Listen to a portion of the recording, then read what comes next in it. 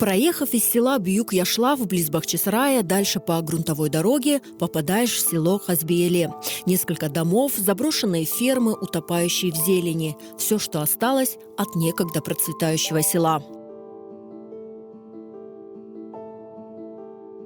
Хазби-Эле – старинное село, располагавшееся на землях беев яшлавских. Оно никогда не было большим. В исторических источниках часто деревня упоминается как малая или вовсе приписывается к соседнему Бьюк-Яшлаву.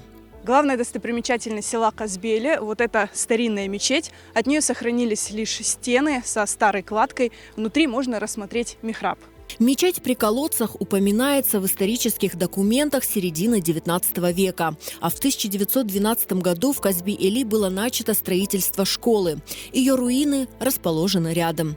Кроме того, неподалеку в зарослях можно увидеть и надмогильные камни Башташ с арабской вязью.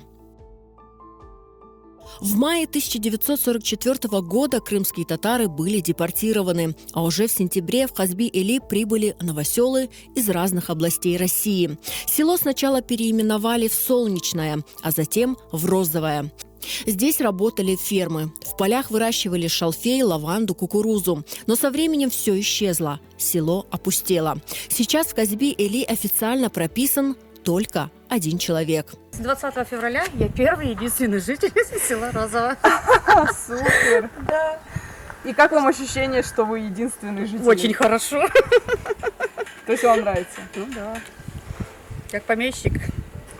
Юлия выросла в Хазби-Эле. Здесь жили и ее родственники. Дядя Николай до сих пор держит здесь пасеку. Сама она сначала бывала в селе наездами, а потом решила перебраться насовсем. В городе я работаю, а здесь тихо, спокойно. Земля. Ну скажите, что в квартире нужно делать? Газа нет и не будет. Сейчас борюсь с РЭСом, чтобы дали мне какие-то скидки на отопление. Отсутствие удобств Юлю не пугает. Бахчисарай всего в 14 километрах отсюда, и на автомобиле до него ехать минут 15. В ближайшем селе Бьюк-Яшлав, где из всех благ цивилизации только магазин, о соседнем Хазби-Эле многие жители даже не слышали и затрудняются ответить, как к нему добраться. Хотя к селу ведет улица Казбиельская, как напоминание об истинном названии нынешнего Розового.